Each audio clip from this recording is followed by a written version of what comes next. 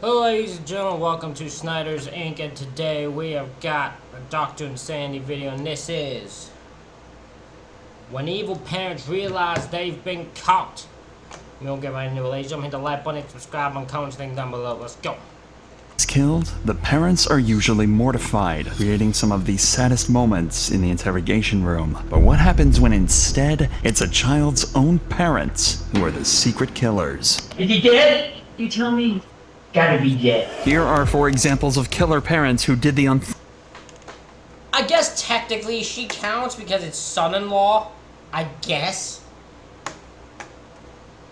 unthinkable and got caught red-handed. Starting with a mother who got so high, she ended up with her daughter's blood on her hands. This is the aftermath of a tragic incident that left a child dead. When officers arrived on the scene, they were met by the distraught driver. However, they quickly discovered there was something much more sinister at play. She's out of it. She don't know if she's in this world or not. Who else was in the car? She babies. Okay. The baby that's in the back, lifeless. Chastity was driving eastbound on Jasper Road in Newton Township, Pike County, Ohio, and in the car with her were her 2 daughters, aged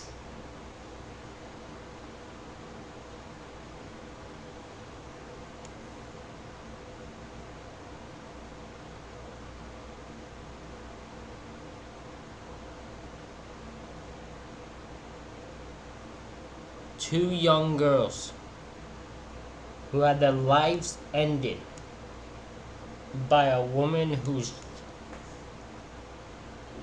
substance use caused her to not be able to cause her to crash into a vehicle, and their lives ended. It's tough, right? Because substance use, it's a mental issue. It's a mental health issue that can fucking mess and make you do stupid fucking things. But you have to think that to some part you'd be able to recognize that you shouldn't be driving with your children while you're high.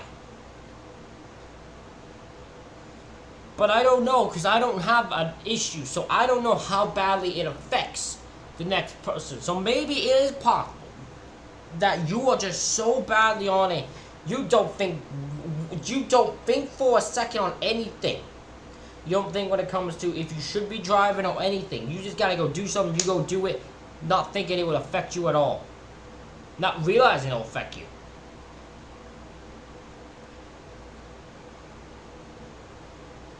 But it's unfortunate.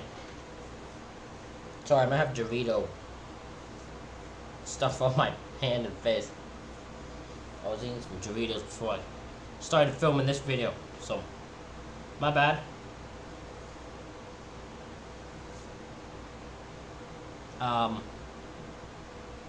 Anyways, as I was saying, to think these 2 lives were ended just because this woman couldn't,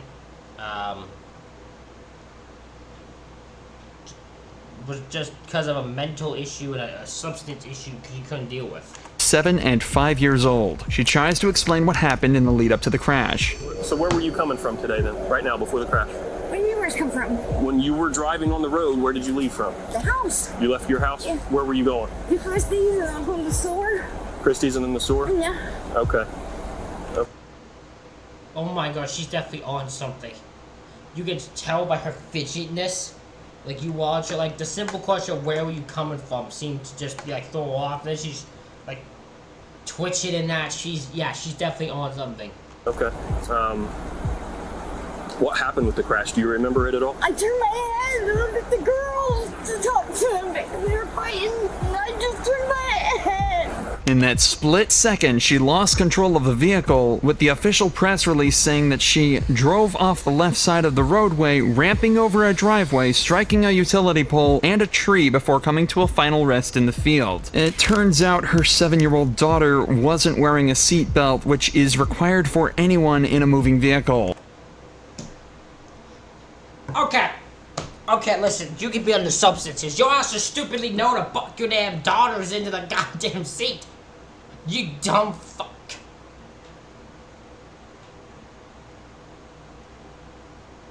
That is something a person should know. if you're gonna drive, even what you should know that your children have to still be buckled in. Fucking hell. Although her 5-year-old daughter survived unharmed, her 7-year-old suffered fatal injuries and died at the scene. But it wasn't just a lack. Okay, so one did survive. Okay, that was my bad. I assumed both of them died because look at that crash. That crash looked fucking insane. Lucky enough the 5-year-old survived. Some fucking how the 7-year-old did not. 7-year-old had her life ended. Still because of her bad substance issue. Lack of care that caused the crash itself. And as you can see, Chastity's behavior tells the officer she is under the influence and a 100%. danger behind the wheel. So you haven't used meth since yesterday then? Right, right. I took my sleeping pill last night. Took your sleeping pill last night? Yes, I take it every night. Every night. Alright. Well, I'm going to run you through a few field sobriety tests here. Okay. I'm going to check your eyes first. Do the horizontal gaze. Chastity had a history of drug abuse, and if she was high at the time she crashed, then she would be facing some serious criminal charges. Field sobriety tests can be hard when you're sober, but when you're drunk, they're a nightmare. While conducting this test, the officer noticed something about the suspect that needed explaining. How do you ingest your pills and your meth when you take them? Do you snort them? Yeah. Okay. How do you explain having 0 nasal hair in your nose No there? idea. That was from a lot of years ago. I was gonna say, might be with spots if I was her. And someone said, why do you have no nose hair? I'm like, what the fuck you looking at my nose for my nose hair for? That's kind of weird, don't you think? It's all gonna be said. My brain won't even think to answer the question. That'd be a first step up in my brain. I'm not saying that's what you should answer. That's a fucking terrible answer. That'd be an answer that'd make me look so fucked up. But I'm just saying, that'd be my first thought. Why are you looking at my nose hair? That's kind of weird. In my opinion, that's not be the first thing I'd be looking at if I was looking at someone's substance abuse. If someone was under influence. Their nose would not even be where I look. Years ago? Yeah. Did you used to sort? There's a lot of people who watch my channel who think I'm on meth all the time. That's funny. That's always my funny one. There are people who watch this who honorably believe I'm on meth. They have even said you keep smoking. You like think meth or cocaine is another one I've heard. I hate to break your news, break the news to you. I don't smoke anything. I don't snort anything. All I do is drink. I drink. I'll admit that. That's all I do. I don't smoke cigarettes. I don't. You think if I did cocaine or something like that, there would be I'd have no friends like I do. Like I don't have many friends around me. You think do you know how many people I know that get pissed off with me because I don't smoke anything? Xanax or something? Yeah, Xanax. Okay. How long ago has it been since you done that? About 5 days when they did that last. 5 days Yeah. since you did that last? Four. Okay. Have you smoked any marijuana or anything like that today? I don't smoke marijuana. Xanax is popular with those who suffer from anxiety and depression, but it also is popular with users who snort it for a quicker high. One side effect of snorting it, loss of nasal hair, which tells the officer she uses it a lot. The cop decides to proceed with the final test, the one that will seal Chastity's fate. Start it whenever you're ready. Right, turn around for me. Do you have any shoulder injuries? Right now you're under arrest for OVI, okay? I'm going to read you your rights before we go any farther. This officer has seen enough and decides to arrest her for DUI. As of November 2023, Chastity is facing some serious felony charges, including first-degree aggravated vehicular homicide, third-degree endangering children, first-degree involuntary manslaughter, and reckless homicide. But God damn it. Yeah, I'm not surprised to be charged with all that. I'm not surprised at all. I don't know how you get homicide and manslaughter. I feel like compared to I don't know if you could charge someone with both, but maybe I'm wrong. I guess you can. the next killer parent, Chastity looks like a saint. Is he alive? He's dead. Oh, good. Oh, thank When 60 I'm sorry, this is one of my favorite this one makes me laugh all the time. Her reaction is so insane. I have never seen a killer react the way she did when they find out someone's dead. Even mind serial killers do not react the way she does. There is something about her that is just next level. She is. I have no idea how to always feel about her, but her reaction, as sick and twisted it is, always puts a smile on my face for how ridiculous it is. I'm sorry, that's evil, I know, but it's just what happens to me. 52-year-old Cynthia suffered a stroke. She was taken It's very cartoonish, is why I think it. in by her daughter, Laura, who felt she could keep a closer eye on her at home. On the surface, Laura's California home seemed to be the perfect place to be. As she settled into her new surroundings, she realized just how bad things were. Laura's husband, Jeward, was a well-known and respected figure in the local community, but was also a very strict father who used military-style training to keep everyone in check. Cynthia was against the way he brought up her grandkids, and they frequently argued about it. What did you think of him? And why do you say that? That's the big thumbs down. You didn't like it. Jeward had his own issues with Cynthia. She was a smoker, and when Jeward caught her with a cigarette, he had a unique way of making her stop. My Aunt Cindy would be on the back patio smoking because she wasn't allowed to smoke in the house. And he would be out there watering, and he would see, oh, where I see smoke, I see fire. Gotta put out the fire, and he would hose my aunt down with the hose. He did it to my... That is so fun. My man, you get your ass kicked. If someone did that to me, and I'm sitting there just minding my bed, you spray me the whole... Your ass is getting chased down the goddamn street. I swear to you, I will chase your ass down the street.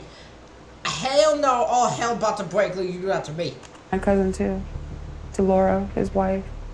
He would hose her, wet her with the hose because she say something he didn't like. The relationship deteriorated as the years went on, and on February 11th, 2014, Cynthia snapped. It was the morning of Cynthia's 63rd birthday, and she was planning to celebrate in style. When Jeward saw the outfit she had picked, he made a comment that tipped Cynthia over the edge. You can't go like that because it looks like you're ghetto in this. Cynthia had only recently purchased a revolver, and now she finally found an excuse to use it. She went to her... I don't understand the terminology of ghetto. Is that a very mean... Is that an insult?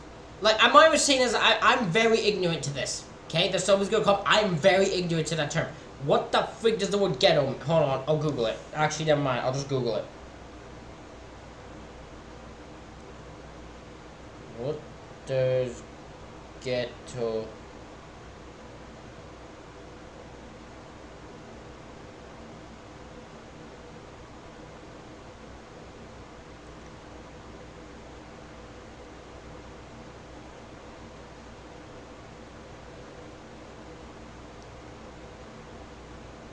I mean, I know it's still it probably still is an insult to a person to call them ghetto, but Google does not help me explain the insult part of it. Her bedroom, grabs the weapon, and shot 5 rounds into Jeward, who was in the garden at the time. Then she went for breakfast at a local Denny's and celebrated her birthday at a casino as if nothing had happened. Neighbors quickly called in the shots, and cops later found Jeward dead on the kitchen floor of his home, leaving Cynthia to become the lead suspect in the investigation. Detectives caught up with her. She doesn't really hesitate either. She's just dead. She celebrates. She's happy. She's happy he's dead. At a coffee shop a few hours after her murder, and she was brought in for questioning. Take a look at her frankly laughable attempts to feign ignorance and act upset. Well, unfortunately, Laura's husband has passed away. Huh? Laura's husband was killed today. You was killed when? Today. We're going to ask you some questions. We're going to ask you some questions because we're trying to figure out what happened today, okay? As the Was a single worst fake cry I've ever seen in my entire life. And I've seen some fake cries. We have seen some fake cries in this chat. I don't know if that must be the single worst fake cry I've ever seen in my life. She was like, she's trying not to laugh while crying. Like, that's what it sounded like. interrogation went on, Cynthia's mask began to slip. So mean to me and all of them. He's mean to everybody? Yes, he is. Did anybody try to stop him? Can't stop him. It sounds like somebody had to stop him. Or... I did. I was guilty. Okay. Somebody had to stop him. I did. Okay, it's okay. Is he dead? You tell me. Gotta be dead. Just like that. That is an insane switch.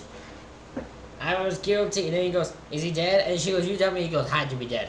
Had to be dead. Imagine if you told him she was still, she would freak out. She'd start throwing stuff. She'd be losing it. She'd be like, there's no way. I added up. That was a goddamn bull to him. There's no way he's alive. No goddamn way. that, she admitted to murdering Jeward, but her reaction to finding out Jeward is actually dead is the stuff of nightmares. Is he dead? He's dead, man. Oh, thank you, thank you, thank you, thank you, thank you. Oh boy. No matter Look at that. That is not normal. That is insane for a person. Even if you think you're saving your family, no one reacts like that. Why is that it's insane. No matter what Jeward did, he did not deserve to be gunned down and killed in such a brutal way. He was more than just a son-in-law. He was a husband and father, and now a family was left in turmoil. Just watch Laura's heartbreaking reaction after she found out her own mother was the one responsible. Oh, God. I didn't have to do that. I wanted to. 13 years I wanted to go get him. This would be the last time they saw Cynthia outside of prison grounds, as she was sentenced to 50 years for the murder of Jeward, meaning she'll undoubtedly die in prison. At least Cynthia... The one that's insane is the kids, her grandkids, goes to and says, like, come say hi. And she's like, no, you killed my father. I'm not going to say goodbye to you. made it easy for the cops, unlike this next killer who did everything she could to cover up her murder. You know what I find interesting? What? How you are right now, how you'd like to climb across this table and clock me. I wish I could. In December of 2017, the FBI finally found 5-year-old Jordan Rodriguez in the backyard of his family home. But this would be a discovery that would open Pandora's box of abuse and neglect, and it was down to one phone call. Cleveland Police Operator Pursley, may I help you? Hi there, ma'am. I'm calling from overseas, but it's kind of messed up the whole situation, but my brother told me something, and I just can't sleep at night as far as, basically, he told me that something happened with one of the kids, and they didn't call the cops, and basically him and his girlfriend buried the kid in the backyard. The father, Christopher, was serving time when he called his brother and claimed that he and his wife, Larissa, had found their son Jordan unresponsive and took the decision to bury him in their own backyard. When Larissa's sisters visited her in August 2017, they saw a family living in the most disgusting conditions, and Larissa told her family that Jordan was going to stay with his aunt not long after her sister visited. After the phone call from Christopher's brother, police decided to pay Larissa a call and perform a welfare check. Got 5 kids. Are your kids here? You mind if you step in?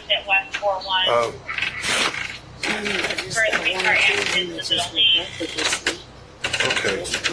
Well, we got a call want us to check on the well-being of the 4 to 5-year-old kid. How many kids are good? Okay. What can we see? Filling. Okay, I believe you. Negative, just My on the oldest brother one, of she's Christopher right there. Rodriguez and his girlfriend, Larissa Rodriguez. Let me know. Fine. Alright. Hello, kid. Do you have a child with special needs? Oh, Jordan? Yes, I do. How old is Jordan? Jordan, he is just turned 5. Where's Jordan at? He's with his dad. He's gonna be visiting for the holiday. He's not here with us right now, for the holiday. Where's Dad at? In Texas. He's not even here. There is no sign of Jordan, and when Larissa is asked, she brushes off any concern and tells the officer he is with his father. What's his dad's name? Jordan's dad. Patrick. Do you have a number to Patrick? Can you reach that? We can call him. Yeah. Huh? Right now, I don't have the number because he's just gonna get a new number. Tell me something about Patrick. He stays in Texas. I mean, we were together for about 2 years. What's his last name? Strong. We wasn't together actually too long. He was just like an internet thing. Larissa seems to have trouble remembering a man who she dated. Well, kid couldn't be just an internet thing. You had a kid with him, so you had to have. It had to have been more than the internet. You know what I mean? It had to have been more than the internet. For him to be the father of a child, he had to have met you, and you've had to have. You know what I'm saying? You know what I'm saying? You know, he had to. It became more than just the internet. dated for 2 years and had a child with. More worryingly, when asked by police, she could not recall the phone number or any details of where they could be found at the time, which all seems to be rather convenient under the circumstances. The next day, Jordan's body was found, and the autopsy revealed a history of abuse that had been going on for a very long time. Shortly after the gruesome discovery, Larissa was arrested and brought in for questioning, where disgustingly, she continued to play innocent. When I tell you some things have changed is we did talk with the coroner. Okay. And they finished their initial examination, and there are some problems. Okay. The problems being Jordan had injuries that were healing on their own without medical help. And you're not being honest about what was happening to this kid. I mean, I personally I should not be the only one taking full blame for this. When police asked Larissa about the injuries, she denied being responsible, but the detectives aren't convinced. How long were you and Chris together? About 2 years. When we confront him with Jordan's injuries, is he going to tell us otherwise, that you're the one who did it? A woman can't do a hit that much harder. And you know what? Anybody can tell you that. No, that's not true. That's not true at all. I know, but listen. This is what I was saying. I've had my fair share of ass whooping by women, okay? I have had women who have just thought I was the stupidest person and smacked the shit up out of me. I can tell you straight up, a woman can hit you goddamn hit pretty goddamn hard. A woman can also hit pretty goddamn hard. A child who is smaller than them, and now y'all ain't gonna convince me of that. Nope. That's not true. I mean, he's a lot stronger than I am. If he can hit on me, and he can discipline my other kids, but he wouldn't discipline them like he did Jordan. How does he discipline Jordan? It was just different, and I used to sit I don't like this woman. I don't like this woman one damn bit. there and tell him, don't do that. You know, I used to get yelled at. My kids all can tell you I defended all my kids. And that's where a lot of me and his arguments came in, because I did defend my kids. And that's where he would put his hands on me. As the interrogation goes on, Larissa continues to paint a very bleak picture of Christopher, which could be an attempt to make herself out as the victim. It is revealed that in September 2017, Jordan was in a semi-conscious state, but instead of calling an ambulance, they just gave him a cold shower and put him to bed. Tragically, Jordan would never see the light of day, and the couple decided to bury him in the backyard. You won't believe who it was. It was Christopher's idea to bury your son in the backyard? It was my idea, and he just did it.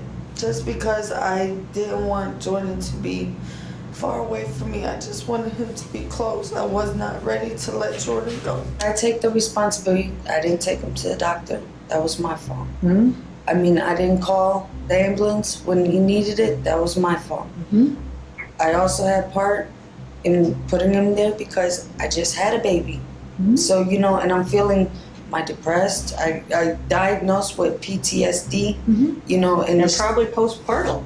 And, you know, I didn't know what to do. Both Christopher and Larissa were found guilty on charges of involuntary manslaughter with sentences of 28 and 25 years. Good, throw them in the jail.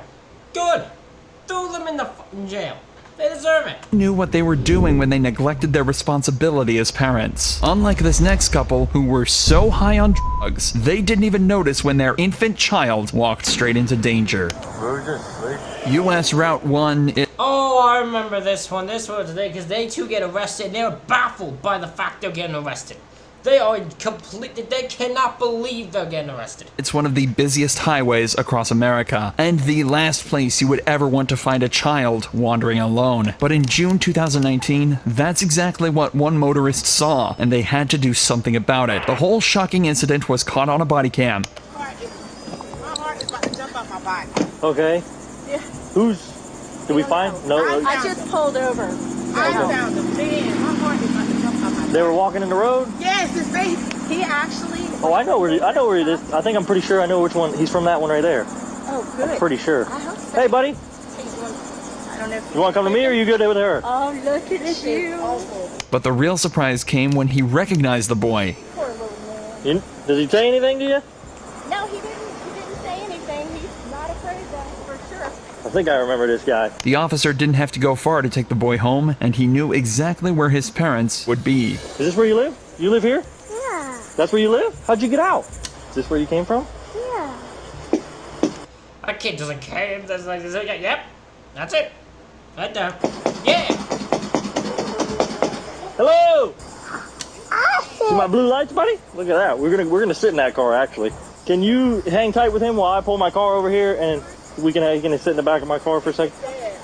Absolutely is. Come here. In 2018, the same family had been involved in an incident where a child called 911, and when the police arrived, they found 2 children alone with a potentially dangerous dog. But even worse, there was a shotgun also in the room with them. If the officer was hoping Yahira and Jacob had cleaned up their lifestyle in the year since he last saw them, then he was in for a major disappointment. You know, I don't want to say it's that trailer right there, Right. but I was out here for a similar incident, and it was that trailer right there. So I'm going to try to find the mom again. Same child? They were younger. They were younger, obviously, at the time, but that's why I'm kind of remembering him. You want to sit in the back of my car real quick? With the blue lights on? We'll put the blue lights on, all right? The officer kept the child entertained until his parents showed up, and when they finally did, they were a little too out of it to even care. You recognize me? No. You don't recognize me? I was here last time when this happened. You remember that? Yeah. And your son today was in the street walking out on US 1, and luckily some nice ladies saw him and stopped before he got smushed by a freaking car. What were you guys doing in there? We were just sleeping. Just sleeping? Yeah. Can we get him a new diaper on? His diaper is really soiled. You don't even want to, I mean, you can look at it obviously, but it's disgusting. Like, I didn't even want to walk in there, but I wanted to make sure there wasn't another kid in there. Is this the same kid or a different one? No, it's the same kid. It's the same kid that called us last time. He's got a younger sister, I think. She's with the grandparents. So we're going to need to call DCF or the grandparents. Eventually, the officer decides he has had enough. Put your hands behind your back. I've had enough of this with both of you. What, is she getting arrested? You both are getting arrested, so get your kid dressed. For what? Child neglect. Why? Come on. What do you mean, why? Have a seat in the back of my car. No, I've had enough of you guys. Sit in the back. Get in there. Please, why? What do you mean, why? Poor parenting. Add that one to the list. Slide in the car now. You're next. This guy, I love this officer. This officer was so mad. Release all these things like, no, fuck this. I'm arresting both of you. I don't even want you two near the children. For what? Why am I getting arrested? Child neglect. Put your hands behind your back. What did I do though? What did you do? It's what about you didn't do. You didn't watch your kid. Your kid's out on the road. This is a history with you two. I mean, this is just a circus. All I want was the kid to get some clothes and get changed. What do you You guys couldn't even do that. What do you think I was doing?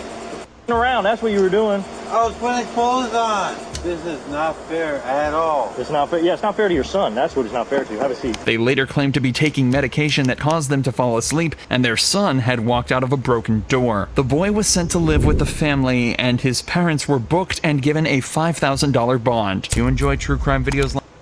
God damn, ladies and gentlemen. Thank y'all for watching. Let me know what you think in the comments. Hit the like button, hit the subscribe button. Thank y'all for watching. I'll see y'all for the next one.